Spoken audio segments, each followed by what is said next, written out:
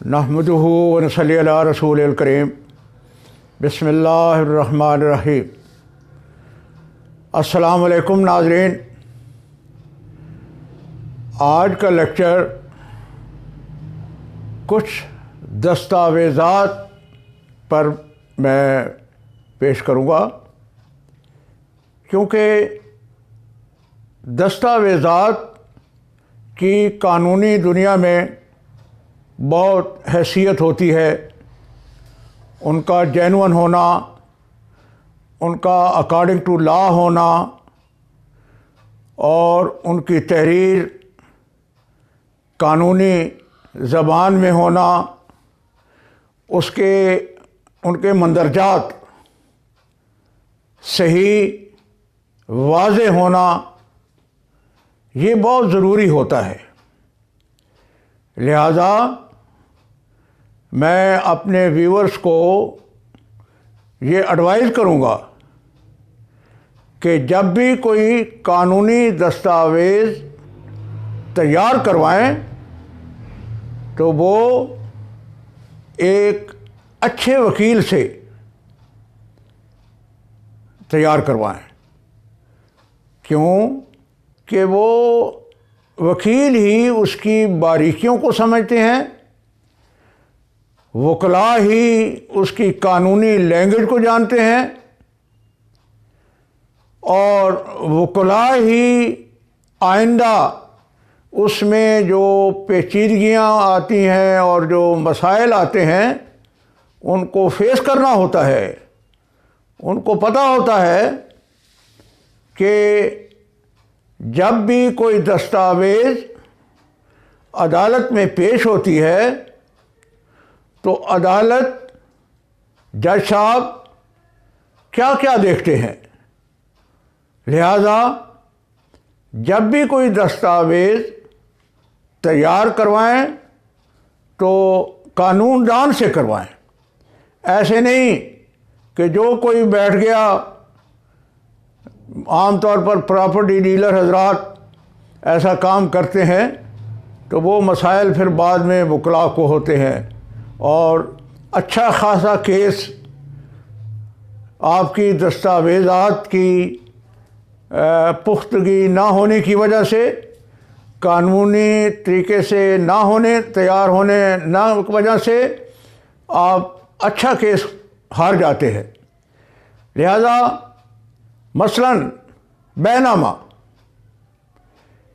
बैनामा इकरारनामा, यानी कि कोई इकरारनामा तैयार हो रहा है कि मैं ज़मीन या अपना मकान, अपना प्लाट बेचना चाह रहा हूँ और जिसके हक़ में बेचना चाह रहा हूँ वो इकरारनामा, आम तौर पर हमारे यहाँ यही होता है कि कुछ रकम दे दी जाती है और कुछ के लिए मुआहदा होता है कि जी 1 माह 2 माह, और ये ज़हन में रखें कि किसी भी इकरारनामे का जो टाइम पीरियड फिक्स होता है वो बहुत अहम होता है।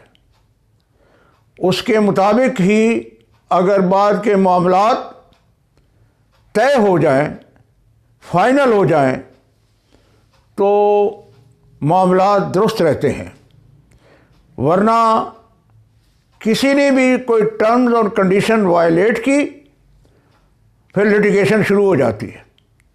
लिहाजा मुआहदा इकरारनामा वो तैयार हो और वकील साहब से तैयार करवाएं।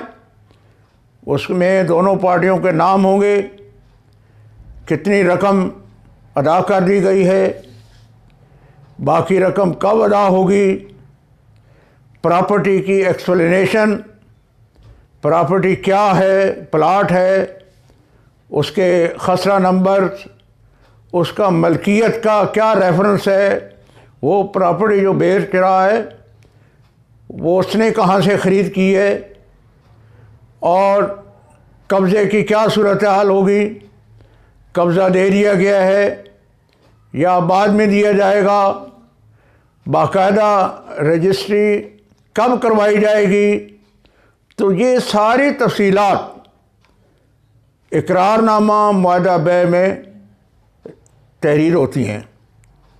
और 2 गवाह होने ज़रूरी हैं।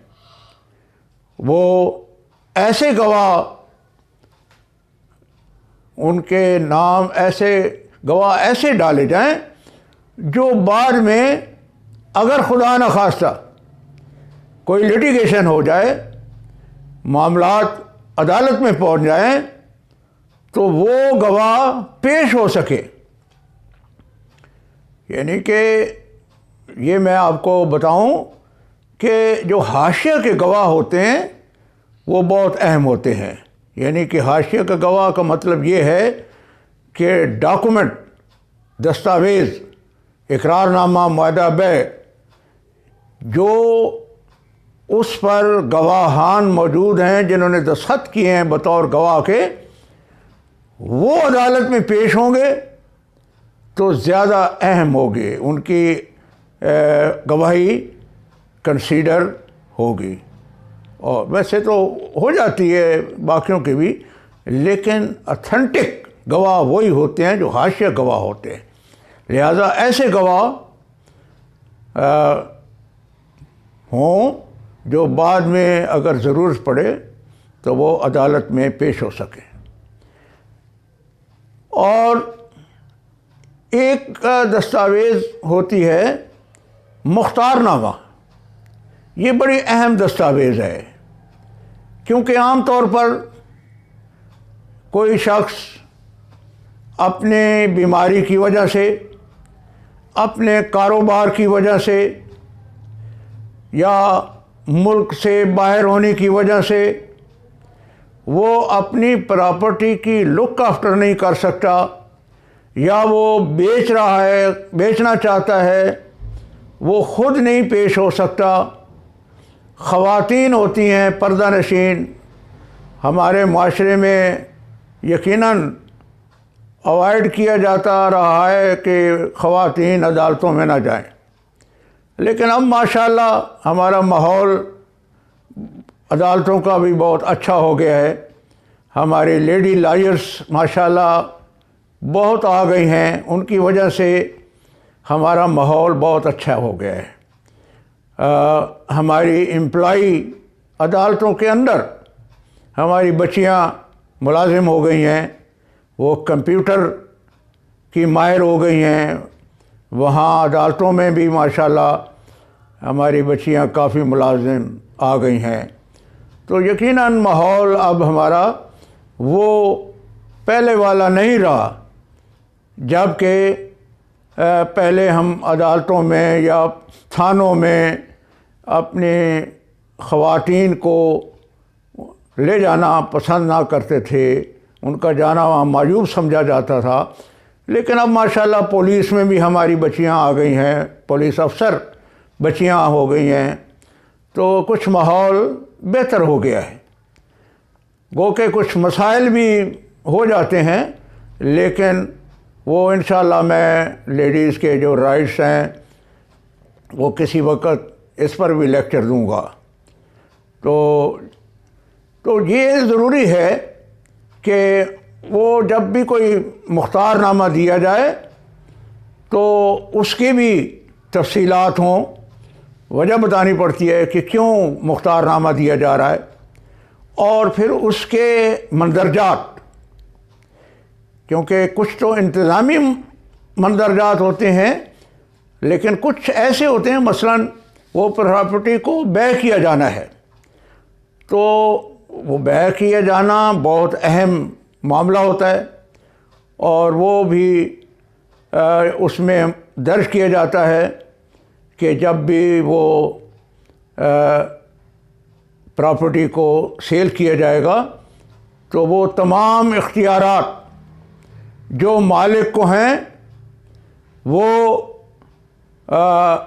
मुख्तारनामा गिरिंदा, यानी कि जो पावर ऑफ अटार्नी।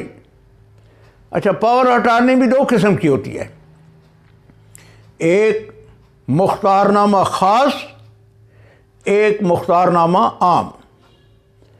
मुख्तारनामा ख़ास वो होता है किसी ख़ास एक पर्पज़ के लिए, मतलब वो एक पर्पज़ बेचना भी हो सकता है, एक पर्पज़ दावा करना भी हो सकता है, अदालतों में पेश होना है तो उसके लिए भी हो सकता है, मुख्तारनामा दिया जा सकता है। और एक मुख्तारनामा आम होता है, उसमें तमाम इख्तियारात, इंतज़ामी, वकील को मुकर्रर करना, अपील करना, दावा करना, सिविल कोर्ट में, सेशन कोर्ट में, हाई कोर्ट में, सुप्रीम कोर्ट में, जब तक जहाँ तक दावा जाए तो वो मुख्तारनामा गिरिंदा, यानी कि जिसके हक़ में मुख्तारनामा दिया, जिसको मुख्तारनामा अपॉइंट किया गया है, जिसको मुख्तारनामा दिया गया है, वो तमाम काम करते हैं, उनके सिग्नेचर से सारा कुछ काम होता है।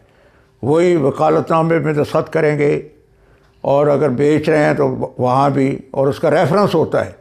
और ये भी ज़रूरी है कि ऐसा मुख्तारनामा जिसमें सेल होना है प्रॉपर्टी को, उसका रजिस्टर्ड होना ज़रूरी है। सब रजिस्ट्रार साहब के पास वो रजिस्टर्ड होता है और उसकी फ़ीस होती है रजिस्ट्रेशन की, तो तब उसकी वैलिडिटी होती है कि वो मुख्तारनामा आम होल्डर जो होता है वो बेच सकता है। और हाँ, ऐसा भी होता है बाज़ औक़ात कि आपने मुख्तारनामा दिया, अब उसको आपने कैंसिल करवाना है, तो उसको इब्तालनामा कहते हैं, उर्दू में इब्तालनामा और कैंसिलेशन डीड। तो लेकिन ये ज़हन में रखें कि ये मुख्तारनामा जो होता है ये ज़िंदगी तक वैलिड होता है, यानी देने वाला जो है मुख्तारनामा उसकी लाइफ तक, जब तक वो ज़िंदा है, अब वो कहीं भी ज़िंदा है, अमेरिका में रहता है, यूके में रहता है, पाकिस्तान में किसी हिस्से में रहता है, और जो लेने वाला है वो भी ज़िंदा है, तो देने वाला वो भी ज़िंदा है और लेने वाला वो भी ज़िंदा है, तो वो मुख्तारनामा वैलिड होता है।